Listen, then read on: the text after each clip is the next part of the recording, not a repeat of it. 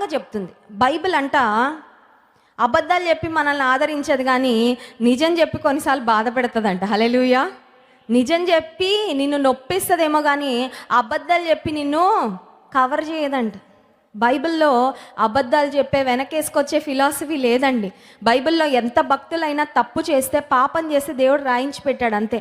అయ్యో ఇలా జరిగిందా, నేను కవర్ చేద్దామని దేవుడు ఎవరిని కవర్ చేయలేదు. అబ్రాహము అబద్ధం ఆడాడా లేదా? తన భార్యని ఏం చెప్పాడు? చెల్లెలని చెప్పాడు. అమ్మో నా బిడ్డ అబద్ధం ఆడాడని చెప్తే నా పరువు పొద్దని దేవుడు అది ఏమైనా కవర్ చేశాడండి? అబ్రహాము అబద్ధం ఆడాడని రాయించి పెట్టాడు అంతే. దావీదు పాపం చేశాడు, దేవుడు రాయించి పెట్టాడా లేదా? ఎస్. మన పాపాలు దేవుడు కవర్ చేయడు.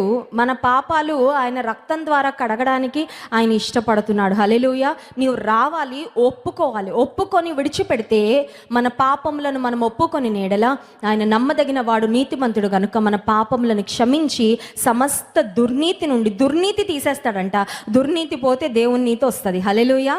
నేను నీతిమంతురాలను అయ్యానండి, నేను కాదు, ఒరిజినల్గా కాదు.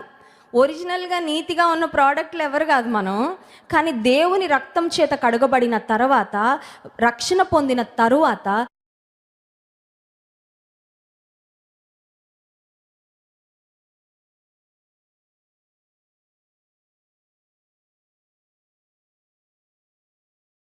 ఇప్పుడు క్రీస్తులో మనల్ని నీతిమంతులుగా చేశాడు. పుట్టినప్పటి నుంచి ఎవరు నీతిమంతులం కాదు. మనం చేసిన మంచి కార్యాలను బట్టి, పుణ్యకార్యాలను బట్టి, చారిటీస్ని బట్టి మనం నీతిమంతులుగా అవ్వము. కానీ దేవుని రక్తము చేత, యేసయ్య రక్తం చేత కడగబడిన తరువాత సమస్త దుర్నీతిని మనలో నుండి తీసివేసి, దుర్నీతి నుండి